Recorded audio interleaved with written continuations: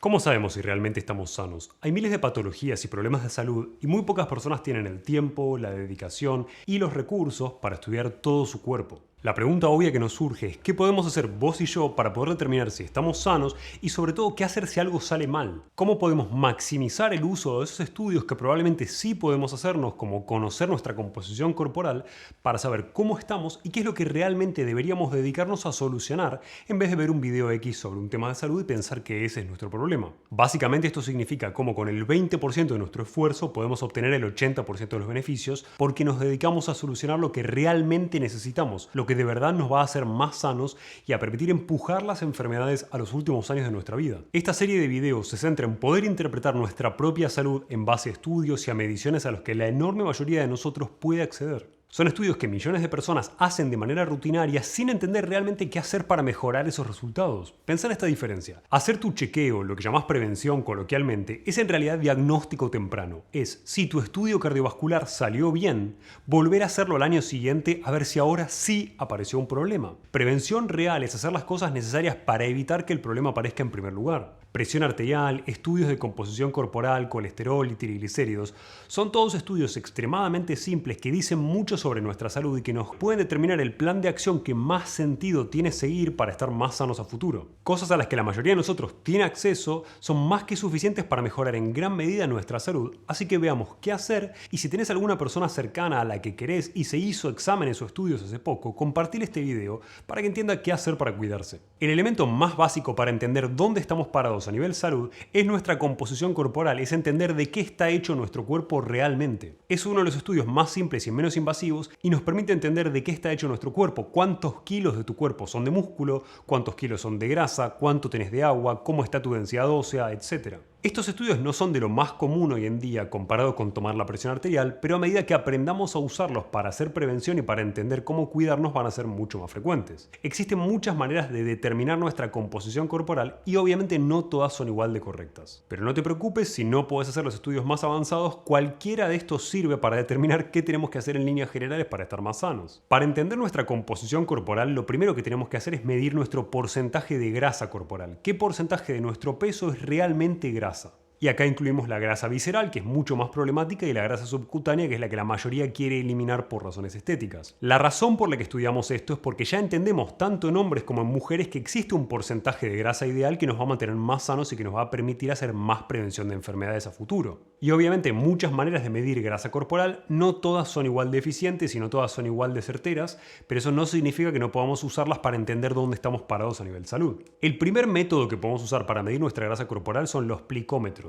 Estos aparatos extremadamente simples nos permiten medir el tamaño de un pliegue de grasa en diferentes áreas de nuestro cuerpo y podemos determinar de una manera muy aproximada nuestro porcentaje de grasa corporal. La ventaja de este método es que no requiere maquinaria costosa y que muchos nutricionistas la hacen. La contra obvia es que estos resultados son muy aproximados porque solamente medimos 7 sitios en el cuerpo y si nuestra distribución de grasa no coincide con un patrón normal o típico y tenemos mucha más grasa visceral, por ejemplo, que es la más problemática, este método la va a pasar por alto. En segundo lugar, para medir grasa corporal podemos usar aparatos de bioimpedancia. Este impulso eléctrico va a atravesar mucho más lentamente tu cuerpo si tienes un alto porcentaje de grasa que si tienes un bajo porcentaje de grasa. Por ende, en base al tiempo que tarda ese impulso eléctrico, podemos entender cuál es tu porcentaje de grasa corporal o al menos estimarlo. Hoy existen balanzas que me permiten medir en casa por bioimpedancia mi porcentaje de grasa corporal y obviamente productos mucho más avanzados y certeros que hacen algo llamado bioimpedancia espectroscópica. Ambos me sirven para medir mi porcentaje de grasa corporal y realmente cuán certeros sean los resultados de este tipo de métodos para medir grasa en realidad depende de cuánto me parezca a los cuerpos que se usaron para establecer estas fórmulas que calculan porcentaje de grasa. Pero el concepto es simple, a más resistencia eléctrica tengo, más lenta pasa esta corriente eléctrica y asumo que más porcentaje de grasa voy a tener. Si tengo un aparato básico, ¿lo puedo utilizar? Por supuesto que sí, solo ten en cuenta que en líneas generales este tipo de aparatos me dan errores hacia abajo, no hacia arriba, desestiman el porcentaje de grasa corporal real que suelo tener. Esto quiere decir que nos va a dar valores menores de grasa corporal de los que realmente tenemos, en un 5% aproximadamente. Si no tenés ningún método para calcular tu porcentaje de grasa corporal, podés hacer una medición que es muy aproximada pero gratuita de las circunferencias de tu cuerpo.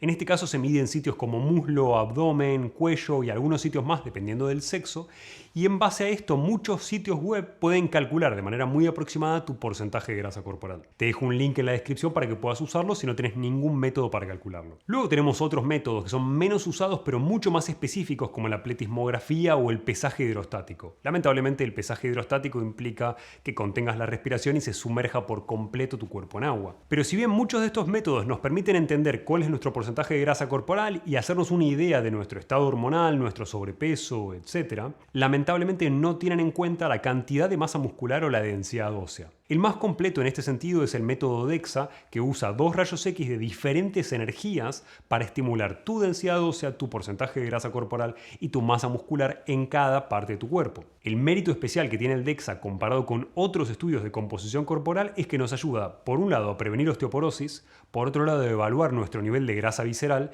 y a entender si tenemos suficiente masa muscular, además de ayudarnos a entender si nuestra distribución de grasa es androide o ginoide. Dependiendo del balance hormonal que tenemos y de nuestros, sobre todo, desequilibrios hormonales, podemos cambiar la distribución de grasa en nuestro cuerpo, donde, por ejemplo, una persona con un desbalance de estrógenos, con una mayor cantidad de estrógenos de la que debería, acumula grasa en zonas con alta cantidad de receptores para estrógenos, como pueden ser muslos o cadera.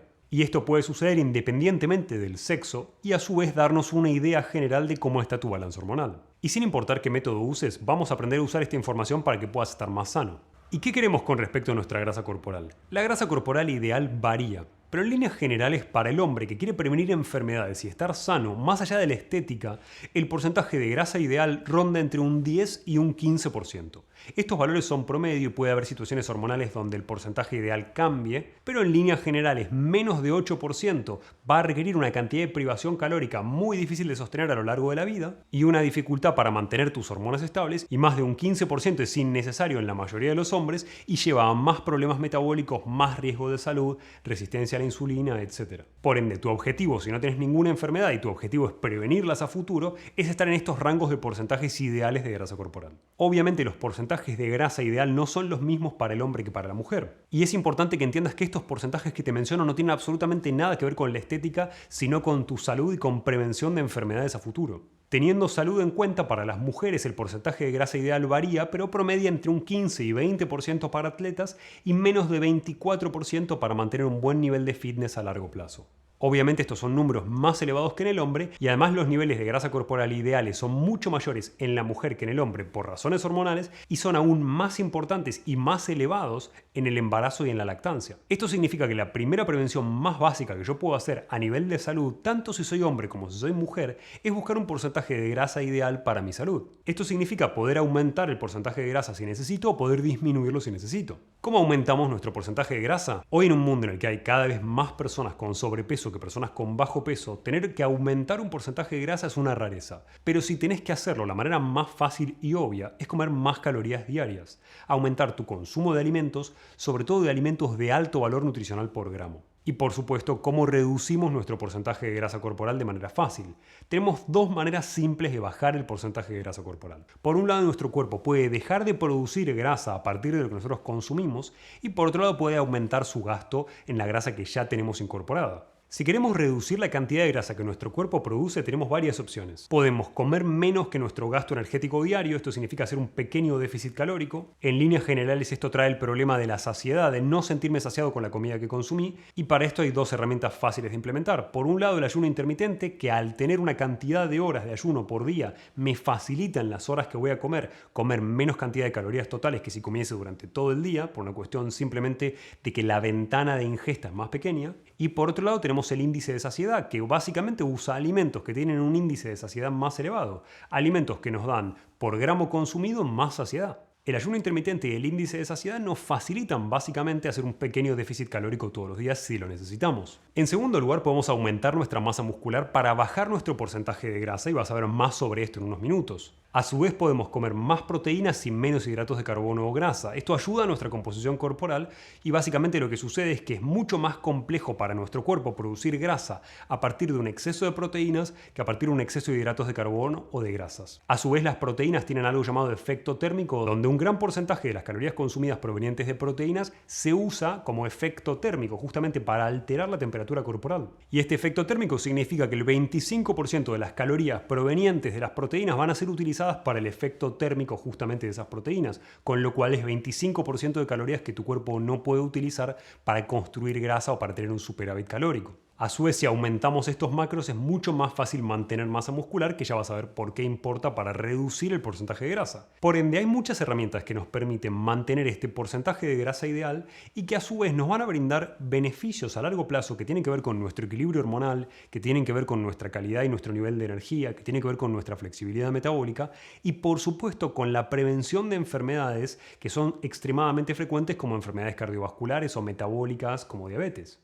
Otro de los aspectos extremadamente importantes de tu composición corporal es la densidad ósea, que es central para nuestra salud y prevención a largo plazo, y podemos medirla con la misma maquinaria que nos mide grasa corporal como un DEXA. Es mucho más común de medir en mujeres, sobre todo en mujeres luego de la menopausia, y es clave porque menos densidad ósea significa más riesgo de fracturas a futuro, pérdida de altura e incluso dolor. Pero también nos puede brindar mucha información sobre nuestra salud actual y es ahí donde realmente está su utilidad como prevención. De nada serviría hacerte una densitometría ósea y si está más o menos bien, simplemente esperar hasta que en un par de años te dé peor. Normalmente asumimos que la densidad ósea de nuestro cuerpo alcanza su máximo a los 30 años y que luego naturalmente vamos perdiendo esta densidad hasta llegar a la osteoporosis, aumentando nuestro riesgo de fracturas. Pero las cosas no necesitan ser así. Nosotros podemos estimular el desarrollo óseo durante toda la vida, por supuesto que es mucho más difícil mientras más avanzados en edad estamos, pero podemos aumentar nuestra densidad ósea o si no podemos incluso aumentar nuestra densidad ósea,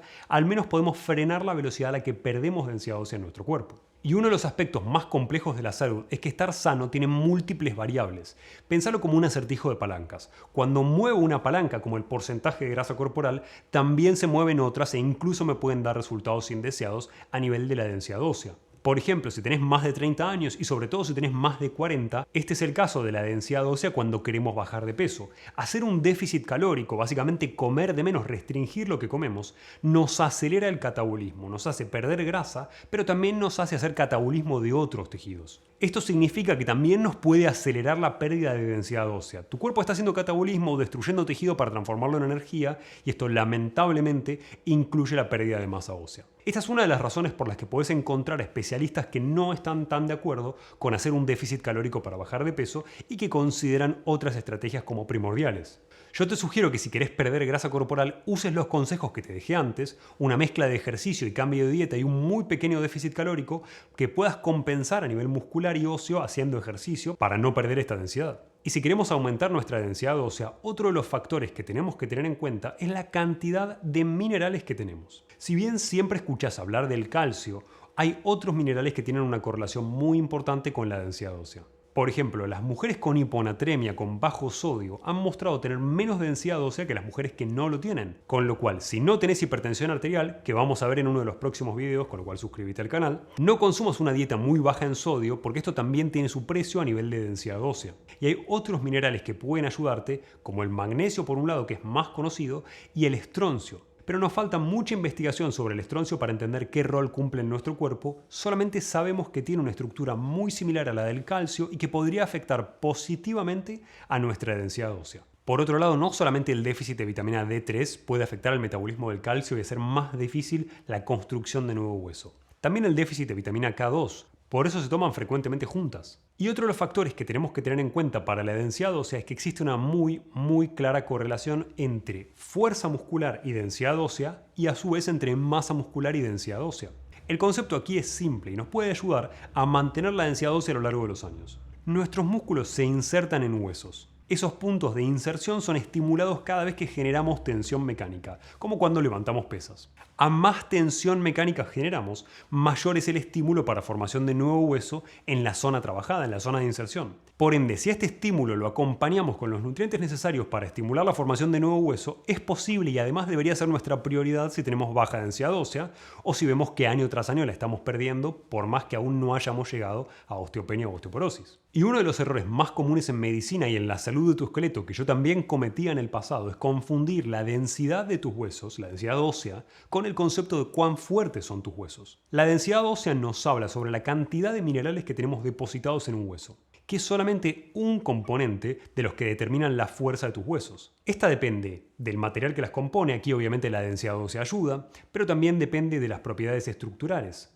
Básicamente, la fuerza y la calidad de tu hueso dependen de la microarquitectura, cómo están distribuidas las trabéculas que tenemos adentro del hueso y que son las que nos permiten distribuir el peso que cargamos, la mineralización, la habilidad para reparar un daño y un microtrauma, la estructura del colágeno que lo rodea, la composición de la médula ósea e incluso el tamaño de los cristales que forman tu hueso. No voy a entrar en detalle en cada uno porque haríamos esto infinito y demasiado complejo, pero pensá en un solo ejemplo.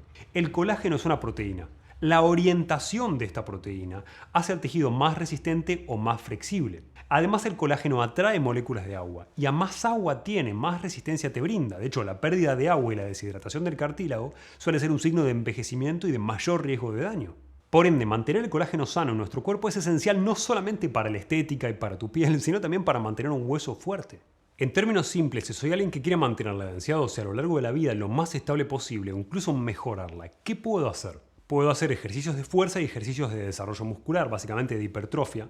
Recordad que los ejercicios de fuerza trabajan en general con el 80% o más del RM que podemos levantar. Esto quiere decir que si lo máximo que puedo levantar una sola vez en un ejercicio bien hecho son 100 kilos, 80% del RM significa hacer ese mismo ejercicio con 80 kilos o más. Este concepto es central porque vemos una estimulación de la formación de nuevo hueso por encima de ese 80%. Además, los ejercicios que representen un estrés para tus huesos también sirven si le permitimos recuperarse por completo. Este es el caso, por ejemplo, de correr, que genera por el impacto un pequeño daño en nuestros huesos, y si le permitimos a nuestro cuerpo recuperar ese daño por completo y consumimos los nutrientes esenciales para esto, facilitamos el reemplazo de tejido actual por tejido nuevo, más preparado para este impacto y para la alta carga mecánica del entrenamiento de fuerza. Obviamente voy a necesitar para esto las cantidades correctas de calcio, de vitamina D3, de K2, de magnesio, y muchas de estas sustancias suelen estar en déficit en la mayoría de la población y me sirven mucho más si entreno y hago pesas que si no lo hago. El mejor ejemplo que te puedo dar para mostrarte esto es que los estudios sobre densidad ósea hechos en jugadores de tenis profesional muestran en promedio un 17% más de densidad ósea en el húmero del brazo dominante que en el del brazo no dominante. Misma dieta, mismos genes porque es el mismo cuerpo, estás hablando de la misma persona, mismos nutrientes, no llegan más nutrientes al brazo que usas más que al que no lo usas, solo cambia el nivel de intensidad del ejercicio al que están sometidos. A más carga, por ende, más desarrollo óseo. Y la evidencia, nos guste o no, nos indica que comer animal reduce el riesgo de pérdida de la densidad ósea, con lo cual dietas crudo y veganas y vegetarianas tienen mucho más riesgo de fractura y de baja densidad ósea. Con lo cual, si es tu caso, quizás sea el momento de reconsiderar tu dieta. Ya sabemos qué necesitamos hacer con nuestro porcentaje de grasa corporal para hacer prevención de enfermedades y qué necesitamos hacer con nuestra densidad ósea. Pero ¿qué necesitamos hacer con nuestra masa muscular? Un estudio de composición corporal como el DEXA también nos permite descubrir el estado de nuestra masa muscular. La masa muscular y la fuerza de tus músculos son absolutamente centrales para tu salud a largo plazo. Y en la enorme mayoría de las personas, esto significa que evaluamos nuestra salud y nuestra composición corporal solamente por el peso. Creemos que una persona que está en un peso saludable no tiene un problema de composición corporal. Sin embargo, a medida que nos volvemos cada vez más sedentarios, vemos personas con pesos teóricamente normales que en realidad tienen un alto porcentaje de grasa corporal mucho mayor del que deberían tener y mucho menos músculo del que deberían tener para mantenerse sanos a lo largo de la vida, dando como resultado un peso normal pero una composición corporal absolutamente insana, con consecuencias negativas a nivel de los niveles de energía, a nivel de balance hormonal, a nivel de riesgo cardiovascular y mucho más. Quizás pienses que podés determinar si tu masa muscular es la correcta o no simplemente observando el cuerpo. Obviamente no es así, pero existe un método para poder determinar si tu masa muscular alcanza o si necesitas más, que te voy a nombrar ahora. La realidad es que la masa muscular es central para mantenerte sano, para envejecer bien, para evitar problemas metabólicos e incluso para mantener nuestros huesos sanos y para ser más inteligentes. Por todo esto vale la pena conocer nuestra masa magra y aumentarla si es necesario. En líneas generales, cualquier estudio que nos permita determinar el porcentaje de grasa corporal nos puede determinar algo llamado masa magra. Básicamente, tu peso sin grasa. La masa magra es todo lo que pesa tu cuerpo sin grasa. Músculos por un lado y obviamente un tejido que es más constante como el de tus huesos, órganos, etc. Por ende, en líneas generales, cuando variamos masa magra, la variamos porque la cantidad de masa muscular varió, porque la aumentamos o porque la disminuimos. A más músculo, más masa magra. Y si no tenés una manera de medirla, no te preocupes, podemos calcular nuestra masa magra si sabemos nuestro peso y sabemos nuestro porcentaje de grasa corporal. Si pesamos 75 kilos y tenemos 20% de grasa corporal, el 80% restante de tu peso es masa magra. En ese ejemplo serían 60 kilos de masa magra. Y la pregunta obvia que te surge, sobre todo si sos hombre, es ¿cuánta masa magra necesito? Para esto existe algo que vale tanto para hombres como para mujeres llamado índice de masa libre de grasa o FFMI por sus siglas en inglés. Este índice calcula si tu masa muscular es la suficiente o no para mantenerte saludable a lo largo de los años, y en la mayoría de los casos las personas suelen necesitar ganar más masa muscular. Y a su vez, este tipo de índices también nos ayuda a sospechar cuando alguien está utilizando alguna sustancia que mejore su rendimiento físico como anabólicos. ¿Por qué? Porque tu cuerpo tiene un límite de cantidad de masa muscular que puede sostener de manera natural. Por ende, hay una cantidad de masa muscular que no es sostenible sin ayuda externa de fármacos. Con lo cual, si sospechás que alguien está utilizando algún tipo de sustancia para mejorar su rendimiento a nivel muscular y sabés su peso y su porcentaje de grasa corporal, podés usar el FFMI para entender si está en valores naturales o no. Si hiciste el ejercicio de calcular tu FFMI, te cuento que el valor óptimo en hombres es de 22 y en mujeres es de 18. Lógicamente en mujeres vamos a tener menos masa muscular y una mayor cantidad de porcentaje de grasa corporal por cuestiones hormonales. Si en base a estos valores descubriste que lo que tenés que hacer es ganar masa muscular, no te preocupes, te dejo en la descripción una lista con los videos más importantes para que maximices la ganancia de músculo en el tiempo que dispones para entrenar. Pero ¿cuál es la ventaja de tener más masa magra? Tus músculos no sirven solamente para moverte o por algo estético. Son órganos de los que cada vez descubrimos más funciones e incluso funciones endocrinas. Por ejemplo, a más masa muscular tenemos, mejor podemos manejar el azúcar en sangre y menos tendencia a hacer grasa, a construir grasa a partir de lo que comemos vamos a tener. Por eso un físico-culturista puede permitirse una cantidad de hidratos de carbono por día mucho mayor a la que vos podés permitirte y aún así no ganar grasa. A su vez, a más realizamos entrenamientos de fuerza, más favorecemos la formación de nuevas neuronas y sobre todo de nuevas conexiones neuronales. Esto genera nuevos circuitos neuronales que me permiten aprender más rápido y a su vez evita la pérdida de neuronas con el envejecimiento. Sí, toda esta información sobre densidad ósea, grasa corporal y masa muscular y además de qué debo hacer se puede extraer de un solo estudio como el de composición corporal y a partir de eso entender qué es lo que necesitamos hacer a nivel de alimentación, a nivel de ejercicio y a nivel de suplementación. Por eso tenés que aprender a interpretarlo. Nadie puede ayudarte a hacer esto con 10 estudios diferentes en 15 minutos. La responsabilidad de estar sanos es nuestra. Para la enorme mayoría de personas esto suele significar que necesita perder grasa, ganar masa muscular y mejorar su densidad ósea independientemente de su edad y de su sexo. Por eso, si te sirvió este video, déjamelo saber en comentarios y voy a armar más adelante un video mucho más completo sobre lo que podemos hacer para mejorar nuestra salud cardiovascular. Esta es la base de mejorar tu calidad de vida a largo plazo porque entendés qué es lo que vos específicamente necesitas hacer.